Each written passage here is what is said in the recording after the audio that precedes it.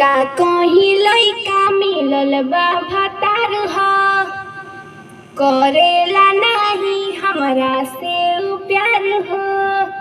लइका बा गाना में कैसा का जाने अब गाना है। कौन लिखा है गाना? सिकंदर जी।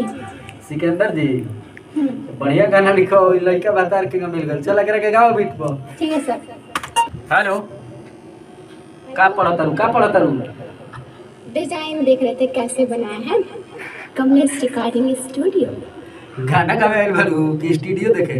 दोनों कर लेबू। अच्छा से स्टूडियो देखेंगे तब ना कोई पूछेगा तो बताएंगे ना हमारा स्टूडियो ऐसा है। अच्छा अभी तक ना देख ले रहू? देखे हैं करीब से नहीं देखे। गाना गाओ करीब मत जा। हाँ। ना तो दिक्कत होखे लगी। गाना गाओ। हाँ। क्या गाना बा? का कोई लइका मिलल बा भतार हो करेला नाही हमरा से उ प्यार हो। यार चल जो। का कोई लइका मिलल बा भतार हो करेला नाही हमरा से उ प्यार हो। का बताई हमके किस बड़ा बारे ऐसे नीक रोहित रहती नारी हरे। सखी मन बड़ा कोरे पियावा कबो नहीं धारे। सखी मन बड़ा कोरे पियावा कबो नहीं धारे।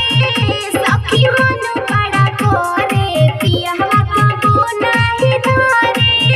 सखी मन बड़ा कोरे। बड़ा जबरदस्त गाना बा हो। के गाना सखी मन बड़ा करे पियावा कबो नहीं धरे। पियावा कबो नहीं धरे। अंतरा के गाना हमरा नाओ कर बुझाला सखी चालू हो छूछा के छोड़ देला हमर खाली गाल हो। अच्छा चल एकरा के बढ़िया से गाओ। आई हमरा नाओ कर बुझाला सखी चालू हो छूछा के छोड़ देला खाली हमर गाल हो। हमरा नहीं बुझाला सखियो कर चाल खाली छूछा के छोड़ देला हमर गाल सोते खटिया कोही पया खड़े।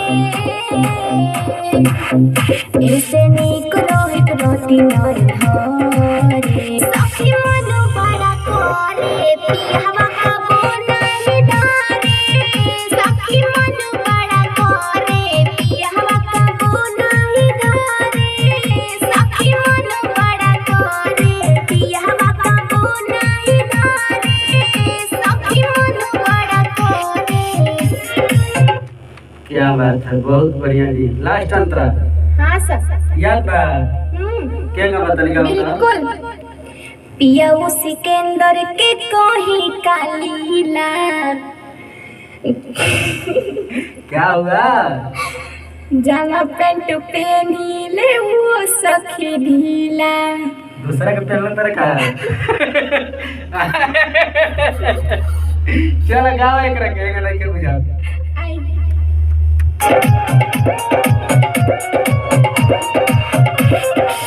पिया सिकंदर के कहीं कालीला जामा पेंट पहने ले वो सखी ढीला। पिया सिकंदर के कहीं कालीला जामा पेंट पहने ले सखी वो होता ढीला। कहे संगीत आया बतानी घरे ऐसे नीक रोहित रहती नारी हरे। सखी मन बड़ा करे पियावा कबो नहीं धारे। सखी मन बड़ा करे पियावा कबो नहीं धारे। सखी मन बड़ा करे पियावा कबो नहीं धारे। सखी मन बड़ा करे। गाना तार बढ़िया बा। हाँ सर। लेकिन ज्यादा मजा नहीं आवत। तनी कहे एकरा से रसदार और गाना लिखे के बढ़िया। ठीक है सर। ठीक बा। गाना तारा अच्छा बा हम्म, लेकिन निमन नहीं खेला ठीक है। ओके